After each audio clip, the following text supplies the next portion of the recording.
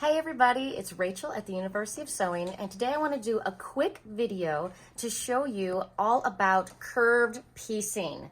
I wanted to give a quick demonstration about how I make curved piecing. I've got my little block here that I just made up, and this block is comprised of 8 separate Drunkard's Path blocks. A Drunkard's Path is a traditional quilt block that uses only 2 pieces of fabric to make a square out of a curved piece. It comprises of a 1/4 circle in one side and then an outer or background fabric on the other side. Now, a lot of people, ever since I started making this sample, a lot of people came up to me and just shuddered and said, "Oh, curved piecing." But we don't have to fear the curve. And so I'm going to show you what I do, how I set up my machine, and how I prepare my blocks in order to sew curves without any issue at all. So let's check it out. So the very first thing that I do when I get ready to sew curved piecing is I make some adjustments to my machine. First of all, let's put that speed down. I don't know about you guys, but I absolutely have a lead foot on my sewing machine, and you want to make sure slow and steady wins the race on this one. The next thing that I do is I'm actually going to come over here and I'm going to reduce my stitch length.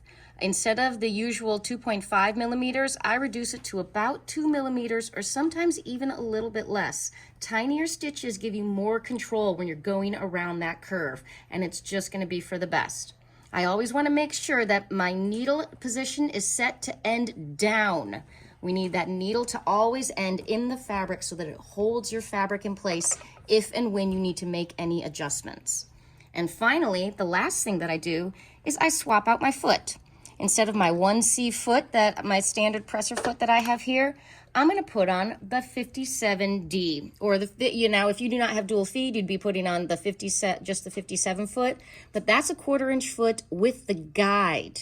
And that guide is really important because as you notice, when you sew around a curve, as you go, even though this part where my needle is right up, no, I'm getting you in the light, where my needle is right up against that seam guide, this part over here looks like it's not at that 1/4 inch seam allowance. And so having that guide to butt my fabric up ensures that wherever my needle is, that's going to be at exactly a 1/4 inch, so that as it travels around, I know exactly where that is. So I highly recommend. I love my 57D foot, by the way.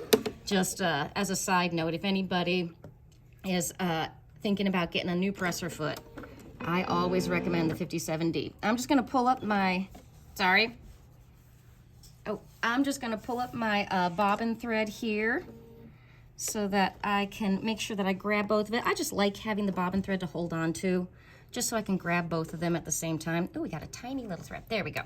So we're going to start with, all Drunkard's Paths have basically an A piece and a B piece. So I always have my A piece, and this is print side down. I try to get something with a lot of contrast so you guys could see. So I try to always have my A piece so that the flat side is heading into my machine and my curve is pointing this way. And then my B piece is actually going to be flipped like the letter L, and you line it up like that, and that's how you start sewing. This is the part that kind of starts scaring people because it looks very strange, it looks very bizarre, it looks very weird, but trust me, it's all going to work out. So I'm going to use my knee lift here and lower my foot. Now what I'm going to do first is I'm going to just sew a couple of stitches just to get started. Remember, these are tiny stitches. There we go, that 3 stitches in there, and I'm stopping with my needle down. Now what I'm going to do is I'm going to pick up this B piece and gently, I have this extra one over here so that I can show you. Remember, when you cut this on a curve, you're cutting through that grain. So if you pull on it, you warp that grain. Look at how much it stretches. You will warp your piece right away, and then you're going to get all kinds of puckering. You're just going to have a bad day. And I don't want you to have a bad day. But we're going to gently lift and place. It's going to get wrinkly. You're going to have a big ruffle going on the side there. If you just look right where your needle is, look nowhere else, as long as it's smooth in front of that, then you are good to go. And I'm just sort of lining that up very gently, and I'm going to move forward. Now what I want to do is show you what happens. So you see there's fold coming up, but look, the fold is actually going to be underneath my foot, it's not going to be where my needle is. So I know that I can keep moving. Now what I do want to show you though, let me see if I can intentionally make a big fold in this here. I'm gonna do that. I'm gonna make a big fold in this so that, oh, you see that? We got a big fold coming up in our fabric, and it's gonna go right where our needle is, and that's gonna make a big pucker in that. When that happens, you stop with your needle down, lift up your foot, and then you're gonna pull your fabric from behind your needle. See that? I'm pulling it from behind, and that's going to straighten it out. You don't wanna try to pull from that front, again, because you've got that cut through grain that's gonna get all messed up if you try to do that. And now we just sort of work around. Anytime you see a pucker like that, you just fix it. And I'm not even looking at my 1/4 inch mark here. I'm just letting that guide kind of keep my seam allowance to the correct level.